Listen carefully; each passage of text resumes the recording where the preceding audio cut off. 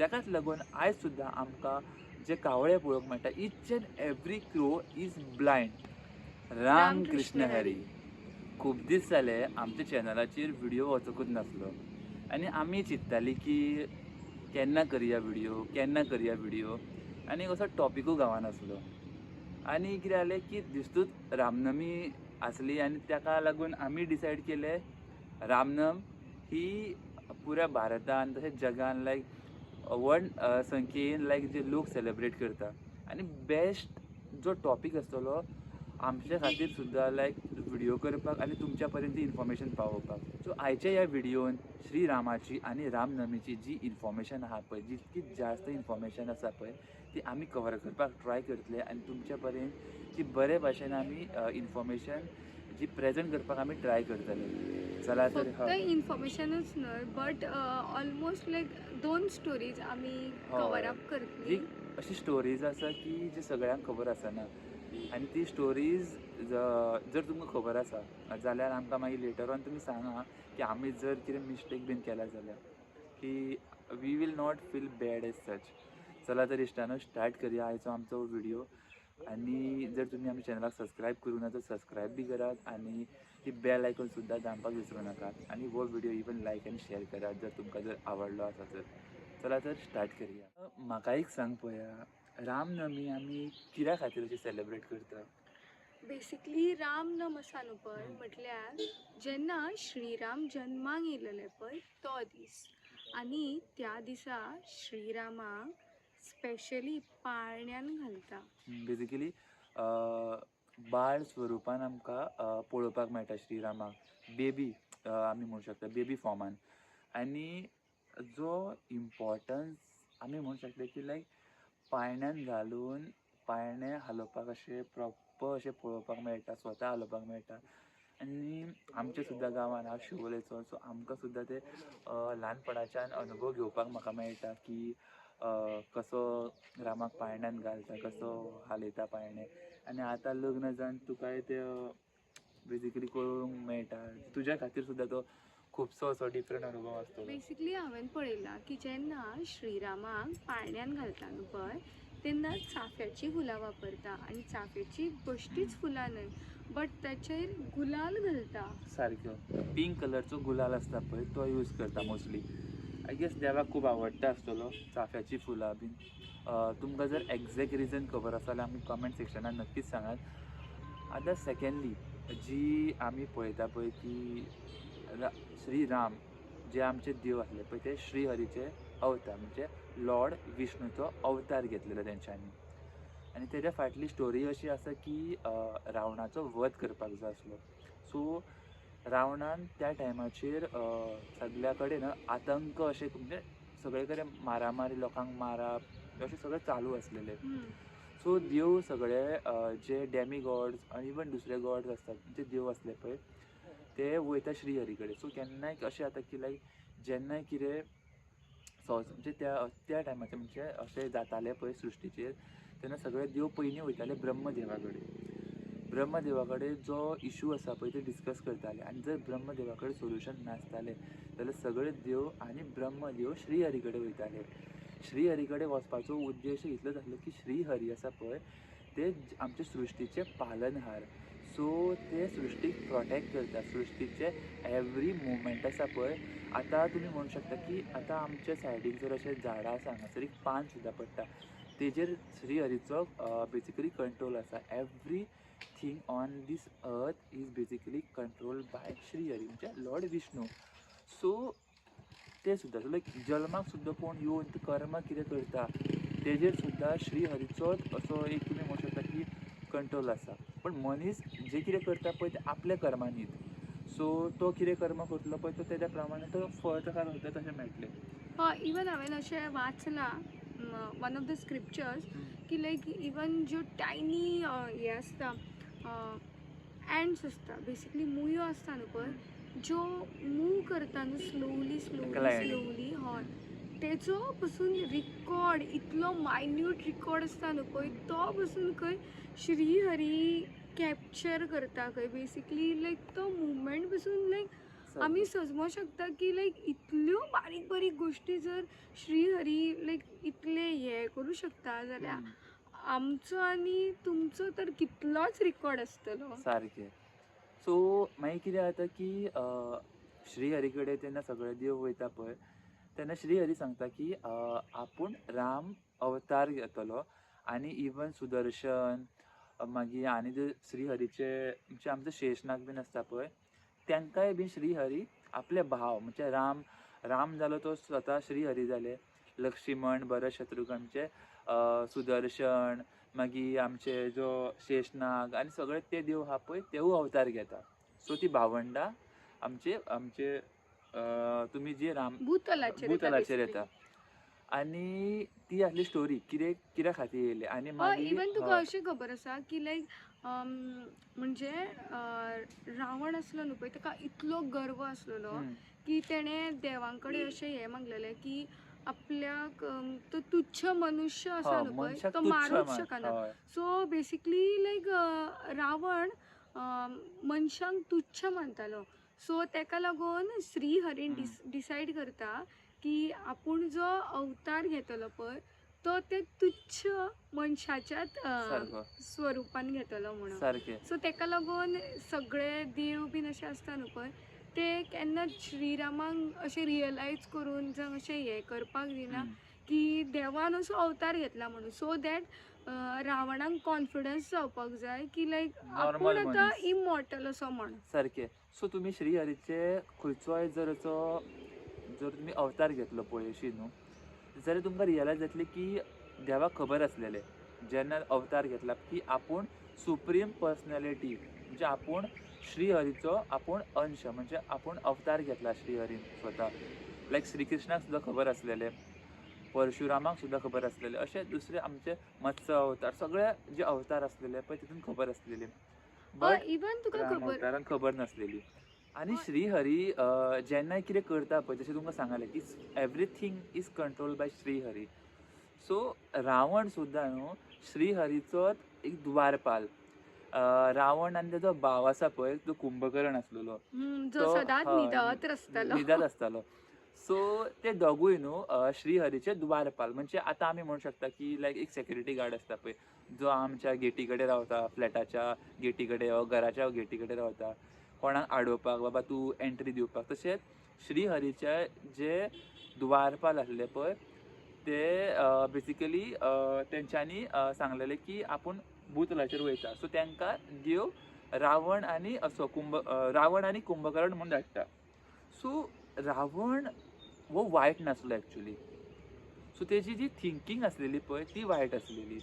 रावण हो एक ब्राह्मण आनी ब्राह्मण आसल्या कारणान तो महादेवाची न्हू सुद्दां खूब स्तुती करतालो. व्हडल्या आमी म्हणूंक शकता की महादेवाचो व्हडलो भक्त आसलेलो रावण. बट कितें जालें गर्व, आपूण व्हडलो राजा, आपूण हें सगळें आनी मनशाक तो तुच्छ मानपाक लागलो, ताका गर्व जालो. आनी त्याच गर्वाचो बेसिकली श्री हरीन राम अवतार घेवन तेजो तो गर्वाचो खंय ना खंय आमी शकता वध केलो. की तुवें जशें सांगलेलेंच आसा की ताका दिसतालें की नॉर्मल मनीस आपल्याक मारूंक शकना आनी ताका लागून देव नॉर्मल स्वरुपान येता. वनवास आमी म्हणूंक शकता पळय, वनवास देवान कसो केलो सादे कपडे घालून. तेन्ना देव राजाच्या फॉर्मान नासले, बरे बरे मुकूट घालून काय नासले न्हू, नॉर्मल एज अ मनीस आसलेलो देव श्रीराम. आनी तेजे वयरसूनच आमकां कळटा की सिंप्लिसिटी ऑफ लायफ कशी आमी धरप. सो आमचे कडेन जास्तीत जास्त वेल्थ येयलो म्हणून आमी गर्व करपाक जायना. आनी गर्व जर जाता जाल्यार तेजो आमी म्हणूंक शकता की रावणा सारकिल्ली गत जाता. आनी देव मागीर आमकां कसो ना कसो रियलायज करून दिता की you have cross the limit and you should be following this path. ताका लागून स्पिरिच्युअलिटी सुद्दां आमच्या लायफान खंय ना खंय खूब इम्पॉर्टंट आसा. आनी आमी ताकाच लागून आमचो जो चॅनल आहा तेजेर आमी जास्तीत जास्त स्पिरिच्युअलिटी प्रमोट करता तुमच्या सगळ्यां खातीर. आतां येवया की देवा कडसून आमी श्रीरामा कडसून कितें शिकले पळय ते लायक जसो सांगलेलें सुद्दां एक आमी म्हणूंक शकता की मर्यादा पुरुषोत्तम एवरी टायम पळय श्रीरामाचें आमी जेन्ना जेन्ना आमी नांव काडटा आमी म्हणटा मर्यादा पुरुषोत्तम. बट आयज काल तुमकां खऱ्यांनीच दिसता की आमी जर एज अ ह्युमन बींग आमी श्रीरामाचे फुटस्टेप्स फॉलो करता, जर फॉलो करता जाल्यार हे रेप्स, वायट नजरेन चेडवांक पळोवप, नाजाल्यार लोकांच्या प्रॉपर्टीचेर कब्जा करप, हे सगळे असले मल्टिपल थिंग्स अशें कित्याक घडटा तर? सो खंय ना खंय आमी ते फुटस्टेप्स सारके फॉलोच करिना न्हू. सो तेका लागून आमी श्रीरामाचे जे गूड थिंग्स आहा, बॅड थिंग्स श्रीरामा कडेन आमी अशें ना की बराबर आसा. सो जे गूड थिंग्स आसा पळय, मल्टिपल थिंग्स अशे लर्निंग्स आहा, तशें तितूनसुनूच आहा की मर्यादा पुरुषोत्तम. आपली मर्यादा म्हणजे आपली जी बाउंड्री आसा पळय ती क्रॉस करप ना. एक बायल जर तुमच्या फुडल्यानसून येता जाल्यार तेन्ना तुमी सकयल पळोवंक शकता. कित्याक त्या बायलेक सुद्दां अशें ऑकवर्ड फील जावंक जायना की लायक बाबा एक पर्टिक्युलर दादलो आहा तो आपल्याक वायट नजरेन पळयता. आमच्या सुद्दां दोगां वांगडा खुबशे अशे इन्सिडंट जाता की लायक खुबशे गोंयच्या भायले सुद्दां अशे लोक आहा, आमी जेन्ना इवन ट्रॅवल गोवा भायर करता तेन्ना वायटच्या नजरेन अशे लोक पळयता. बिचार सुद्दां वयता तेन्ना तुमी स्वता अनुभव घेतला आसतलो लोक कशा नजरेन पळयता जे गोवा भायले आसा. फक्त आमचे गोवन्स सुद्दां लोक कशे पळयता एक एकदां लायक आमकां सुद्दां दोगांक जज करता की लायक आय डोंट नो लायक अशें कित्याक करता की अशें दिसता तांकां आसतना आमी might not be married or something. But एक वायट घडटा, नजरेन असल्यो गोष्टी घडटा. घडटात म्हणून आमकां अशे वॉर्स आनी कितें ना कितें न्यूजाचेर अशें पळोवंक मेळटा. सो मर्यादान रावप अशें आमकां ह्या राम अवतारा वरसून एक अशें आमी लर्निंग घेवंक शकता. सेकेंडली मेन लर्निंग आसा हांव म्हणूंक शकता की त्या टायमाचेर एक भाव दुसऱ्या भावाक कसो रिस्पेक्ट दितालो. एक तुमी पळयलां आसतलें राम आतां जे रामाचे भाव आसले, every brother used to respect Shriram. ते कित्या खातीर? दॅट वॉज बिकॉज जे फॅमिली अपब्रिंगींग आमी म्हणूंक शकता, आवय बापूय जे बरे गूण दिता, समजयता भुरग्याक की तुजो व्हडलो भाव हो तूं रिस्पेक्ट कर, हो ही तुजी आवयक रिस्पेक्ट कर, बापायक रिस्पेक्ट कर. सगळे एक लर्निंग फेज आसता ल्हानपणाच्यान एक भुरग्या खातीर. सो तेका सुद्दां खंय ना खंय आमी श्रीराम अवतारा वरसून आमी जे इवन तेंची भावंडां आसलेली पळय तेजे वरसून आमी लर्निंग्स घेवंक शकता. आनी आतां आमी येवया की लायक जी आमी 2 स्टोरीज तुमकां सांगूंक सोदताली की लायक खुबशे जाणां तुमकां खबर आसतली but there might be certain people who might may not be know. त्यो हिडन स्टोरीज हय मे बी तुमकां खबर आसतली, मे बी तुमकां खबर आसच्यो ना. हय. सो तुमकां सगळ्यांक खबर आसतली की कावळ्याक फक्त एकाच दोळ्यान दिसता. जर तुमकां खबर आसा हय. जाल्यार ह्या व्हिडिओक लायक करा. लायक करा आनी सांगा आनी नक्कीच सांगा तुमकां कितें इन्फॉर्मेशन खबर आसा पयली. सो कावळ्याक न्हू एकाच दोळ्यान दिसता. तेज्या फाटली जी स्टोरी अशी आसा म्हणटा की as per our Hinduism, okay, there might be some other story that I don't know, but as per the Hinduism जी स्टोरी अशी आसा की जो इंद्राचो चेडो आसलो तो चेडो कितें आसता की ताका कळटा की माता सीता आनी श्रीराम वनवासान आसा आनी ताका कोण सांगता की माता Sita one of the most beautiful lady आहा जी भूतलाचेर आसा. आनी माता सीता ही साक्षात लक्ष्मी देवी, बरी दिसपाक आसतलीच न्हू. आनी तेजे वरसून तो एट्रॅक्ट जाता तिका. सो तो तिका वचून पळयता आनी ताका वायट थिंकींग येता. सो वायट थिंकींग म्हणजे तो वायट नजरेन पळयता. फर्स्ट ऑफ ऑल याद धरा, वायट नजरेन पळयता. आमी सुद्दां आतां कोण तुमकां सांगलेलें आहा मर्यादा क्रॉस करतना आमी कोणाकूय वायट नजरेन पळोवंक शकता, रायट? अशें जाता इन्सिडंट्स. सो तो वायट नजरेन पळयता आनी कितें करता, तो कावळ्याचें रूप घेता आनी माता सीतेक तो टच करूंक सोदता. तो वयता आनी माता सीतेचेर तो टोच मारपाक लागता. फर्स्ट ऑफ ऑल लायक एकदा मारता पळय तेन्ना माता सीतेक काय कळना, बट कंटिन्युअसली येवन ते तिका टच करपाक लागता कावळो पळय तो, तेन्ना फील जाता. केन्नाय चेडवा मनशाक खबर आसतली की लायक गूड टच बॅड टच बेसीक थिंग. सो कोणूय आमकां लायक गूड टच करता की बाबा आपलो मनीस ओके हो एक गूड टच आपल्याक हो आसा म्हणून, बट बॅड टच आसता तो लायक अननेसेसरी टच जो ऑपोजीट मनीस आमकां करता आनी तो आमकां आवडना असो. सारकें. सो माता सीतेकूय तेन्ना कळटा की जो कावळो आसा पळय हो कोण तरी एक्चुअल कोण तरी कावळो असो न्हू, हो कोण तरी कावळ्याचें रूप घेवन येयला आणि आपल्याक एक बॅड टच आपल्याक तो अनुभव फील येता आपल्याक सो तेजे मे बी ती कडल्यान नेगेटिव्ह वायब्स वायब्स अश्यो येता. त्या टायमाचेर तिका फील हय जाले आसतले. आनी तेन्ना ती श्रीरामाक सांगता आनी श्रीराम कितें करता कावळ्याक वॉर्न करता त्या आनी तूं सांगता तूं जो खरो जो तुजो फॉर्म आसा पळय तितून यो. तेन्ना तो इंद्राचो चेडो आपल्या खऱ्या फॉर्मान येता आनी तो पयलीं सांगता की ना आपल्याक फक्त टच करपाक जाय आसलें पूण तेन्ना देवाकूय कळटा की हो वायट नजरेन करतालो आनी माता सितेकूय कळटा पूण तेका खंय ना खंय ती लज सुद्दां तेका फील जायना गिल्ट फील जायना. तो तरी म्हणटा ना ना ना आर्ग्यू करूंक लागता. त्या आर्ग्युमेंटान श्रीराम कितें म्हणटा तुवें वायट नजरेन पळयला आनी जो वायट टच दिला पळय ताका आपूण तुका शिक्षा दितलो आनी तो कितें म्हणटा आरे तूं तुच्छ मनुश्य. तो सुद्दां म्हणटा तूं तुच्छ मनुश्य तुजे कडेन आपल्याक मारपाक कितें आसा. सो श्रीराम ज्या जाग्याचेर बसलेलो आसता माता सिते वांगडा पळय थंय ग्रास आसता. ग्रासाचो एक पीस काडटा आनी ब्रह्मास्त्र तुमकां खबर आसतली की one of the biggest weapon of universe.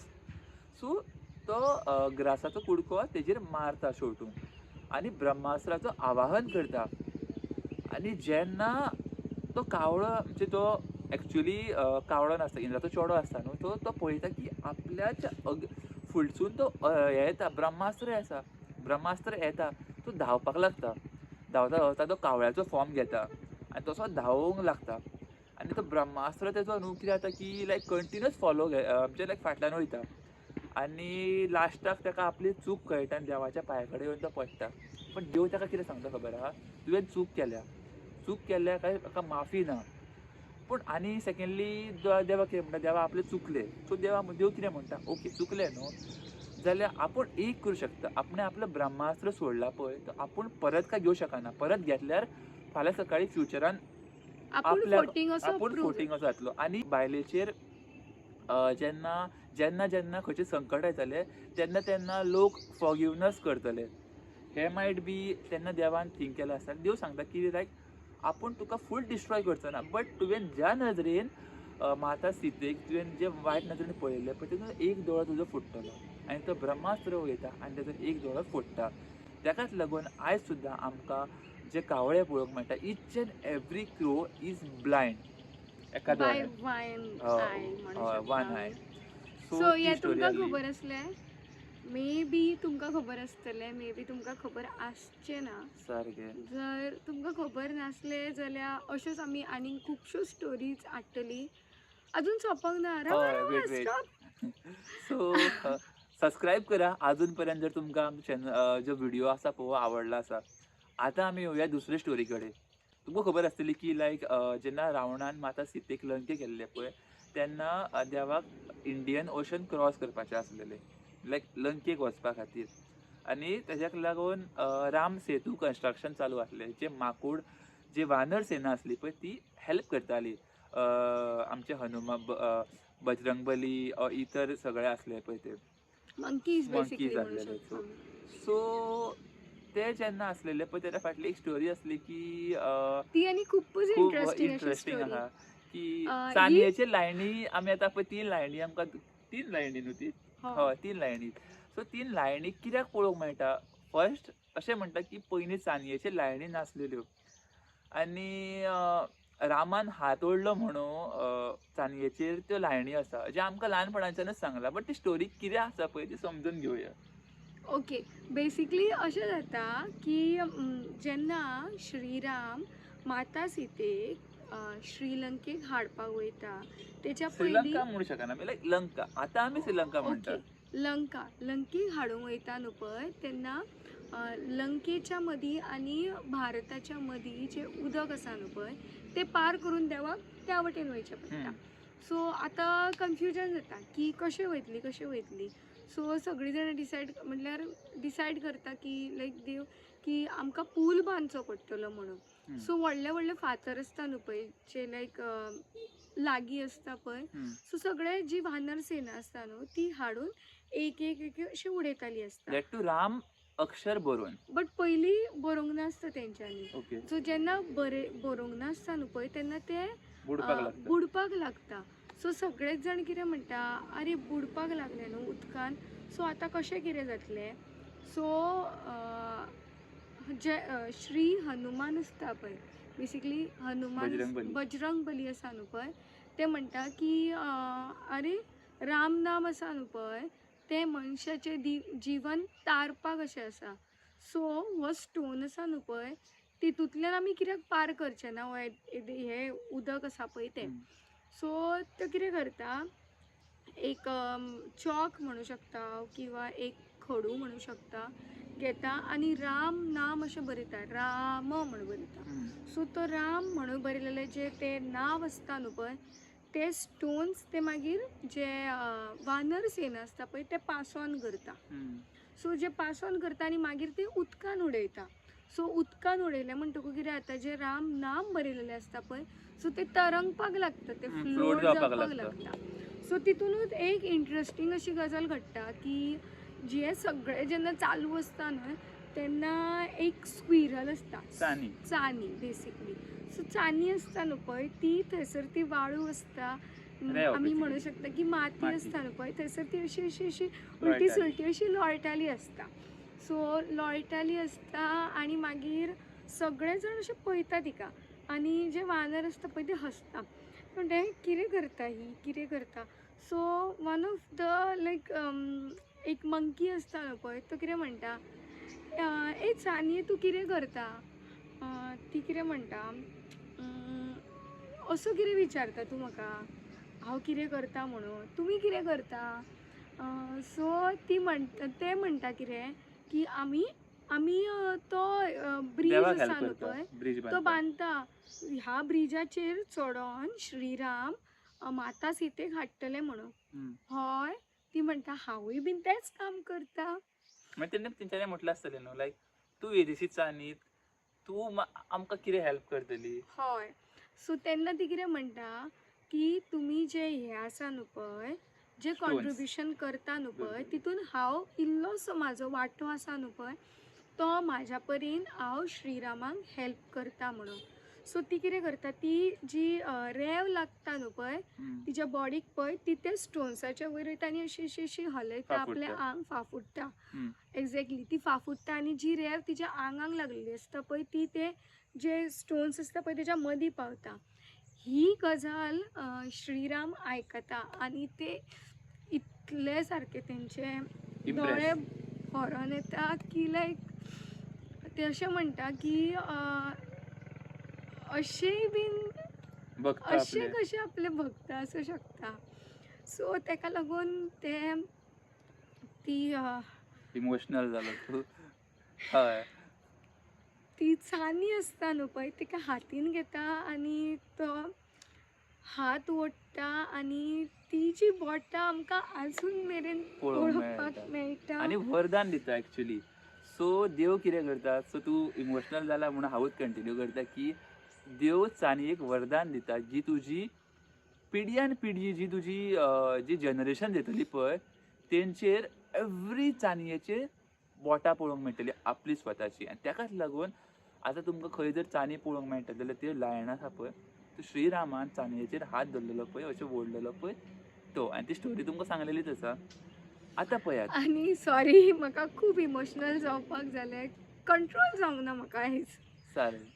सो आतां पळयात, जी आमी ही एक वन ऑफ द नेचरांतली कितली ब्युटिफूल आमच्या धर्मांतली अशी गोश्ट आसा न्हू, जी लायक आमच्यो ज्यो आज्यो, इवन लायक जे आमचे पेरंट बीन आसा तांकां थोड्यांक अजून पर्यंत खबर बसून आसची ना. आतां पळयात, आमी जे युगान आसा पळय तो कलियूग, आनी कलियुगा खातीरूच न्हू आमकां ह्यो सगळ्यो आमी वायट नजरेन आमच्या भितरले जे रावण आमकां पळोवपाक मेळटा, जे आमच्या भुतलाक डिस्ट्रॉय करता, ओ रेप करता, मर्डर करता, चोरी करता. आनी खंय ना खंय जर ह्या कलियुगान सून आमकां आमी म्हणूं शकता लायक देवा वांगडा कनेक्शन करपाक जाय. सी कशें आसलें की एवरी यूग आसलो पळय, द्वापर यूग आसलो, खंयचो आमचो तो डिफरंट यूग आसले न्हू. सो त्या युगानसून त्या टायमाचेर न्हू इजी जातालें देवा वांगडा कनेक्शन करपाक. ऋषी मुनी आसले ते यज्ञ करताले, मागीर जे व्हडले व्हडले राजा, इवन असुर आसले पळय, ते खंय ना खंय देवाचो नामस्मरण करताले आनी आपल्याक वरदान घेताले. त्या टायमार सुद्दां तांकां असुरांक सुद्दां खबर आसलें देवाचें नाम घेतल्यार आपल्याक वरदान मेळटलें म्हणून. पूण आमी आयज काल कित्याक देवाचो नांवाचो आमी नामस्मरण करिना? करूं येता न्हू, बट स्टील आमी करिना. आनी पळयात की जेन्ना एक मनीस मरता पळय, जे डेड बॉडीक जेन्ना व्हरता पळय, अशें आमच्या गोंयांत तरी नॉर्मली जायना, बट आवटसायड ऑफ गोवा आमी म्हणटा अशें की लायक राम नाम सत्य हे, राम नाम सत्य हे म्हणटा. थोड्या लोकांक अशें दिसता की की राम नाम घेवप म्हटल्यार इट्स नॉट हय गुड, नॉट गूड. बट तशें नासता तें. हय, सो एक याद धरा, तुमी जर आतां तुमी कोणाक जर तुमकां कोण गावलो आनी तुमी ताका म्हटलें राम नाम सत्य हे, तुका तो ऑपोजीट मनीस कितें म्हणटलो? आनी तूं तकलेर सुटलाय बी, कोण हांगासर मेला आपूण मेला अशें म्हणटले लोक. बट तें रॉंग आसा. एक याद धरा, राम नाम सत्य हे, रामाचो जे नांव आहा तो तेच करेक्ट आहा, अटळ म्हणजे सत्य. जे सत्य आहा हे कोण आमी न्हू आमी डिस्कार्ड करूं शकना.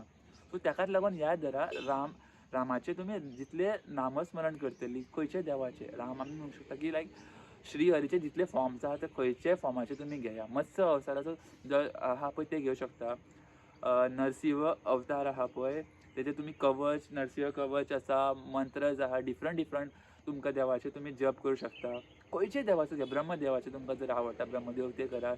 मागीर महादेवाचो जर तुमकां कितें म्हणपाक जाय ते म्हणा, पूण घेया नाम, देवाचें नांव घेया आनी नामस्मरण करा सांजच्या टायमार अशें बी. हांवें अशें आयकलां की लायक म्हाजी फ्रेंड्स आसा न्हू पळय ती कितें म्हणटा, आगो तूं अशें कितें कांदो खायना, हें खायना, तें खायना, देवाचें करता, म्हातारपणान करपाक जाय म्हणून. बट एक्चुली तुका दिसता तें So, म्हातारपणान ना. करपाक जाय जे अशें? आयकात म्हाजें की जेन्ना आतां खंयची संवय आसा पळय आमकां as a when we are growing ना, जेन्ना आमी ग्रो जाता पळय तेन्ना आमकां जर संवय आमकां खंयची घातली, आमी लेटर ऑन ते स्किलीन ते पर्टिक्युलर न्हू संवयेक आमी एक्सेल जाता. पळयात, जर एक मनीस आसा, तो मनीस जर न्हू एक पर्टिक्युलर एजीचेर देवाचें नामस्मरण करिना, जाल्यार जेन्ना तेजी डेथ लागीं पावतली पळय तेन्ना तो नामस्मरण करूंक पावचोच ना, चॅलेंज मारता. रिजन अशें आहा की आमी जी वी आर ह्युमन बींग, सो आमची संवय तशी आहा की आमची आनी बॉडी अशी आमकां आसा. खंय खबर आसा टुमॉरो नेवर कम्स. हय, आनी तुमकां खबर आसा की केन्ना like when is your last day on this earth. म्हाका खबर ना म्हाजो लास्ट डे केन्ना आहा तो, आनी हांवें जर लास्ट डेक रावलो जाल्यार हांव देवाचें नांव घेवपाक नामस्मरण करपाक पावचोच ना. आनी आनी जर आतां तुमी जाणटेपणान आमी म्हणूं शकता पळय जाणटे जातले तेन्ना आमी देवाचें नांव घेतलें, तेन्ना आमी retirement. So we are retired म्हणटा पळय, जाणटे लोक कितें म्हणटा आमी रिटायर्ड जाले आतां आमी देवाचें नांव स्मरण. बट तशें आसना. जितले यंग एजीचेर तुमी देवाचें नामस्मरण करतले पळय तितली तुमकां संवय जातली आनी तो एक हॅबीट फॉर्म जाता. हॅबीट फॉर्म जायना न्हू जाल्यार तुमकां एक इंट्रस्ट मेळटा पळय तो. So by the time we are getting closer to the death, आमी म्हणू शकता की आमी देवाच्या लागीं लागीं पावता. वयता. सो मरण बिरण बी हे आमच्या हातीन कांय ना, बट आमी जाता तितले हे देवाचें व्हिडियोज नाम आसा आसना. पळय ते तुमच्या थ्रू प्रमोट करा हय, आणि आनी जाता तितली ही नॉलेज आसा पळय ती आमी वाडोवया, आणि जाता तितले आमी बीन रिसर्च करता, आणि जाता तितले बरे आमच्या रिलिजना बद्दल जे व्हिडिओज सारकें. आसा पळय ते तुमच्या मुखार हाडपाक आमी जाता ट्राय तितलो करता. ट्राय म्हाका दिसता करता. न्हू, आणि फुडलो हय. व्हिडिओ तुमकां कसलो जाय पळय तो आमकां कमेंट आनी जर सेक्शनान सांगा. तुमकां अशें दिसता की तुमच्या गांवांत जे देवूळ आसा पळय थंय येवन आमी व्हिडिओ करपाक जाय, तर ते सुद्दां आमकां सांगात, आनी थंय आमी तुमच्या वांगडा कनेक्ट करपाक ट्राय करतली. तुमी कशें मेल धाडूं शकता आमकां. आमचो ईमेल आयडी सुद्दां आमच्या अकाउंटाचेर आसा अबाउट अस वचून, थंय तुमी आमकां मेल करात नाल्यार कमेंट करात. आमी तुमच्या वांगडा कनेक्ट करतात. इन्फॉर्मेशन कितें तुमी शेअर करा आमकां, आमी थंय शुवर येतली आनी व्हिडिओ करतली. चला तर इश्टानो मेळया अशेंच एका व्हिडिओन. राम कृष्ण हरी.